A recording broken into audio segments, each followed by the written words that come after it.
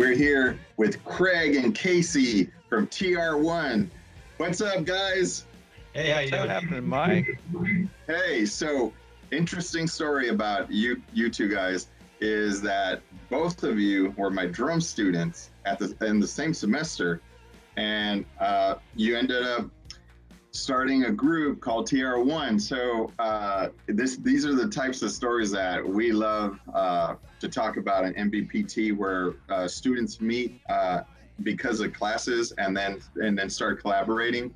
Can you tell us one of you tell us a little bit about TR-1, how all of that got started? So Craig and I met in Dan Childers' Audio 3 class, I believe, and we pretty much got along from the jump. And then we had a bunch of classes together after that: live sound. We had legal aspects, and then we ended up having that applied drum with you, Professor Fonseca, and we just started bouncing mixes off each other when we'd get out of legal aspects, because we were down at Highland, and we'd just be bouncing mixes off each other, like, hey, what do you think about this? Giving each other feedback. And then after I did some classes with Roanna Gillespie and Heather Wagner, that was the music publishing, specifically in the PR and marketing for creatives, I talked to Craig after, I think he's sitting on it. He has a really great album.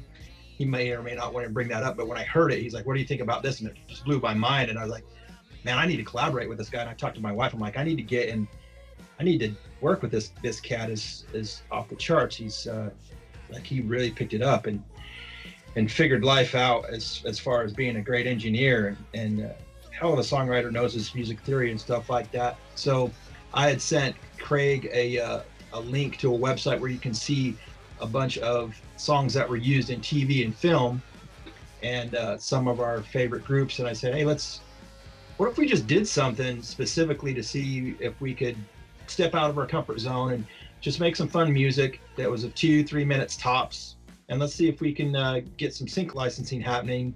And that was kind of the start of it. And before I knew it, Craig sent me about 12 to 15 files, and then within a day or two, I sent him about 5 or 6 scratch vocals, and we just started collaborating from there. Awesome. So Craig, I wanted to ask you what you were up to. Man, right now I'm just working at the guitar store and trying to get my feet back in the gig economy, which isn't existent right now. You know, I haven't had a session or a live gig since February, and I was doing that a lot. I was making a pretty decent living just being an engineer. So I've got my first session actually tomorrow. Cool. All year almost, except for the beginning. So I'm pretty stoked about working with a band and in a studio and all that kind of stuff. But yeah, I'm totally for hire. You can reach out to me however you want. Let's make some music. Cool. Yeah. Everybody out there, keep that in mind. Craig, great engineer. So on this very latest release you guys put out, tell me a little bit about that, because it just came out, right?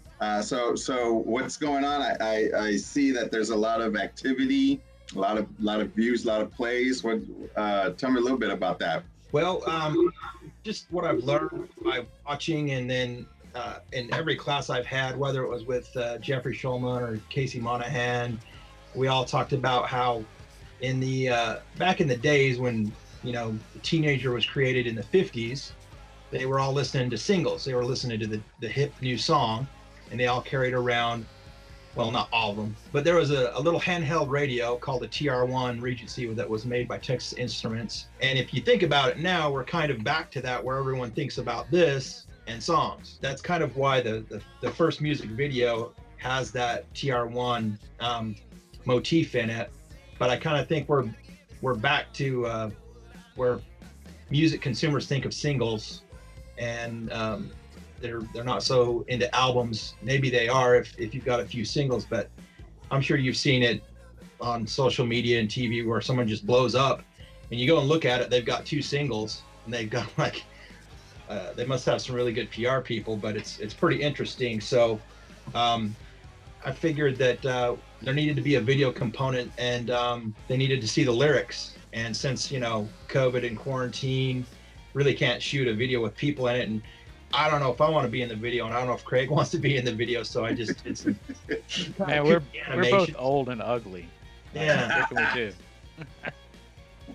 Yeah, so that's what that's about, Mike. Is we're gonna release some singles, and then next month we're gonna drop the album. Awesome, cool. So I'm so excited about you guys getting together, doing this stuff, doing the single, getting a lot of attention. I wish you guys all the luck in the world, and hopefully we'll hang out again soon sometime. So thanks, guys.